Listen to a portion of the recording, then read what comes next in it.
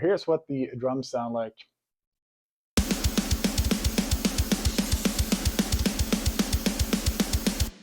Check the chorus.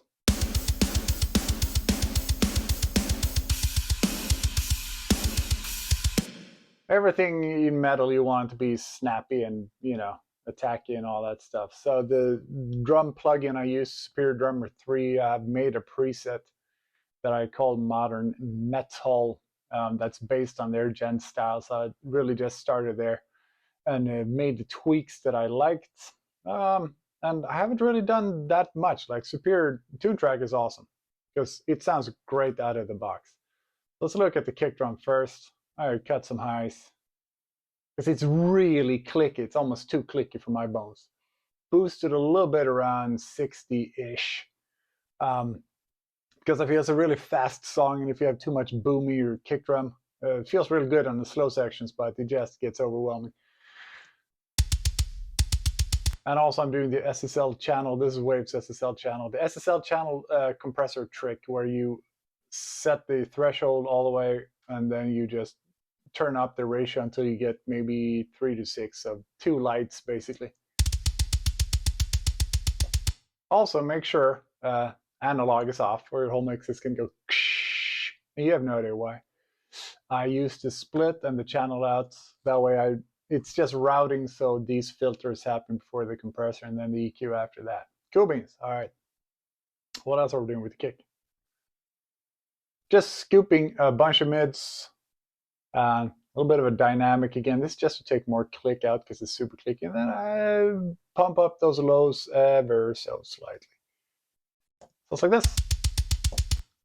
Oh yeah, also very important. I'm sending a whole bunch into bus 2, which is here. Bus 2 is my parallel drum compressor. We'll get to that after we go through the channels. Let's check out the snare. Yeah, a bit of high pass, boosting a little bit over 5. And then I have quite a bit of a boost around 220-ish. It's a lot of meat in the snare that happens there. And I like meat in the snare. What else do we have? Yeah, just boosting. Again, this is because I thought it needed it. It all comes down to you're making soup, right? And every plug-in is salt and pepper and whatever else coriander, whatever you toss into your soup. And this was the way to make it taste the way I wanted. Why is there a gain plugin on this? Oh, all right. Oh, it's because I have automation on it. All right, never mind. And then also a good trick is a little bit of Saturn.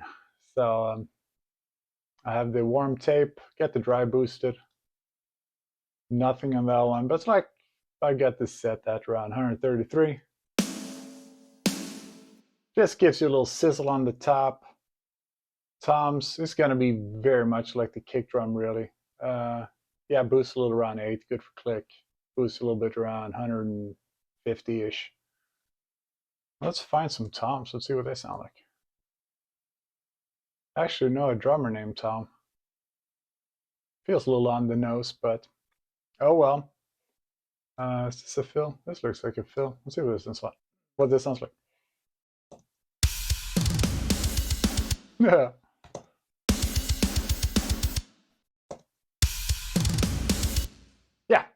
Yeah, taking a little bit of mids out, boost the highs a little bit. Also important, all my shells, kick, snare, toms, they all go to the parallel compressor quite a bit. Overheads. Boost a little super high. Not too much going on here. The SSL compressor trick again. I thought it needed around 1200. And here I took out some of these cymbals get really whistly.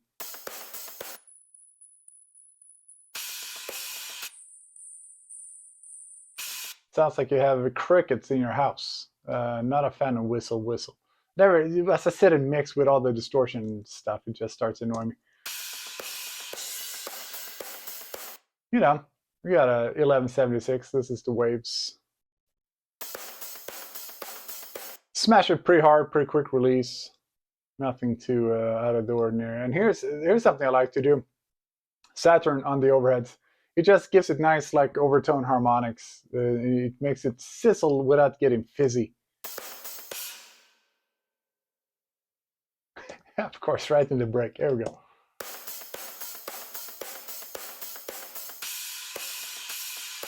And then I Pro and B a little bit. This is essentially like a de-esser for the cymbals. I just Pro and B a little bit because I felt it was getting a little too, a little too much right there. I like in isolation, none of this will make any sense. But when you listen to the whole thing, that's when you start hearing like, oh yeah, maybe it's building up a little too much. It happens really easy in metal because there's so much distortion. And distortion is just noise. And then you have your cymbals like your overheads on top of that. And, I just felt it was too much. The ambiance mics. I feel a lot of the life in the drums happen in the room mics. But yeah, I took some highs out, did the SSL compressor trick. You'll see that SSL compressor a lot. I feel it just kind of brings the sound forward a little bit, makes it feel a little more alive. Bit of high pass, 1176. Squashed it quite a bit. And I also send a little bit of this, the overhead. So here I have automated a doubler, if I'm not.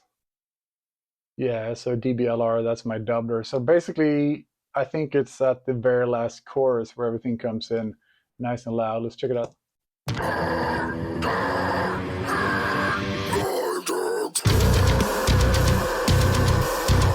So wherever I really want to emphasize the drums, I have a little doubler, Waves doubler, automated in on the overheads. So right where the big moment happens, it's just a little more drums.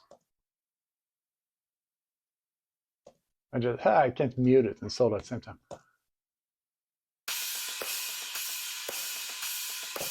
It's pretty subtle, but it creates the effect that I want.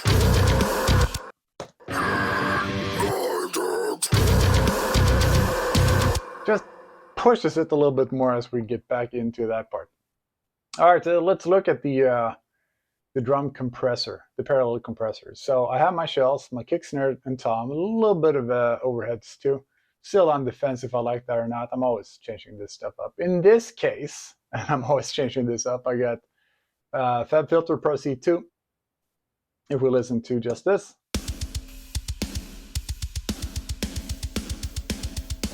So really what you want here is just way too much compression. So I let the attack sit to where I get some transients through. It's pretty quick with the release. And then, high on the ratio, pretty thick with the threshold. Because I want this to really, really, just squash the living piss out of it. And then I route my drum compressor into my drum bus. So let me play you the drums with and without the parallel drums, parallel compressor.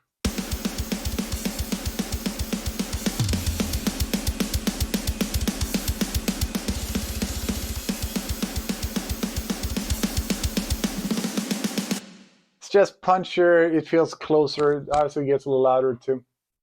But that's something I would never do without. I don't know why I have an EQ there, but it's just, I tried something and turned it off and forgot about it. Let's see what's going on the drum bus.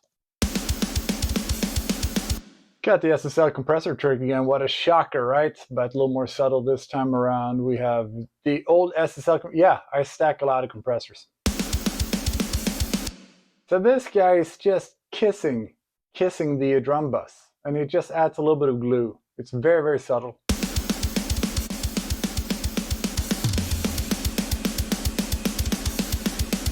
Yeah, the meter is barely moving, if even at all. I have a little Saturn. And we have the mix all the way down at 40%. So we got the clean tube, drive is not very high. Also, this is very subtle. I do a lot of very subtle things. I typically don't do very broad strokes with anything. All right, and because I'm a psycho, I have put a Pro C2 in parallel compression mode. And what does that mean? It means I have the dry at 0 dB, and I have the wet gain. I start by turning it all the way down, and then I absolutely super crush, let enough transients through super quick, and just infinite ratio, basically. But then this is the wet gain. So it's very subtle. But what this does is it just like pulls the transients through a little bit. It's all that compression and stuff I've done before. It pulls the transients back out a little bit. Check it out.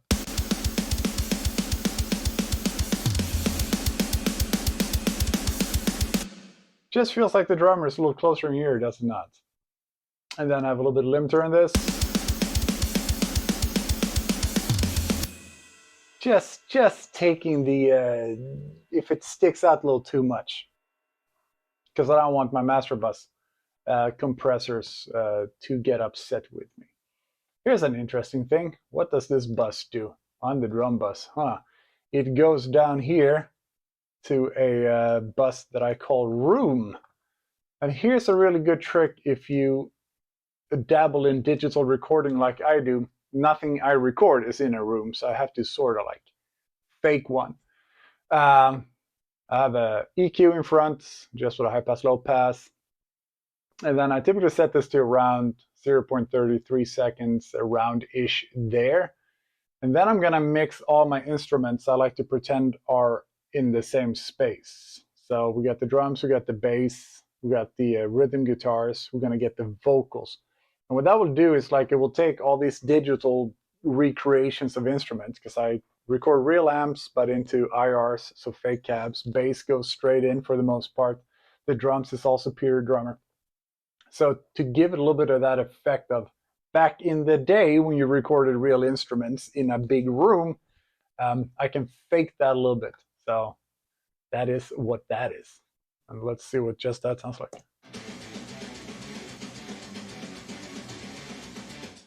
Yeah, it's like a room mic in a big recording space.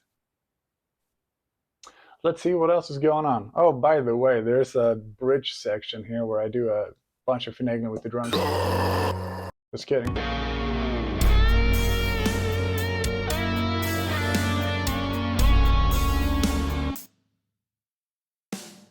Actually, I have an extra snare this whole time. I forgot to tell you about that. Why do I have an extra snare? I thought it sounded cool. And that one is also routed into drum bus. And just for reference, let me mute the extra snare, and then I'll add it back in, and we'll see what it sounds like.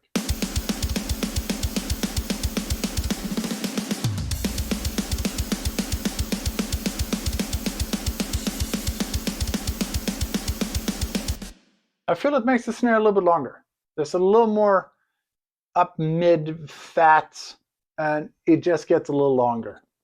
And I think it sounded good. That's why it's there. Silicon side stick is for my side chaining on the guitars. We'll talk about that when we get to it. And I have automated a couple of things. I have a couple of tricks. This is the oldest trick in the book, but I got a reverse snare. And that's just a snare hit that I recorded and reversed in Logic. But as that goes with the drums there,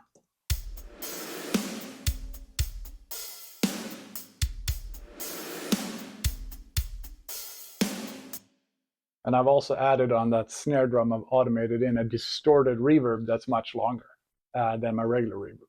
Oh, one thing I should say about routing on the drums too. My snare reverb, which is hanging out over here somewhere, is also just Valhalla room, nothing too crazy. Two things I do: I compress it because it makes it more audible. Then I route my snare reverb into my parallel drum compressor.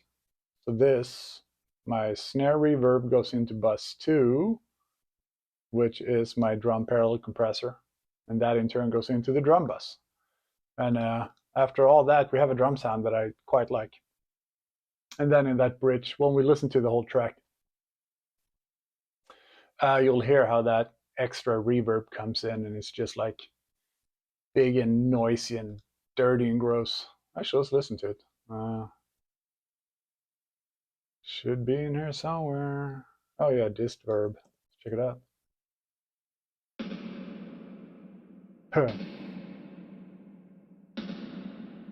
That's not a pretty sound at all, right? But that's exactly what I wanted for this kind of, it's more of an ambient part.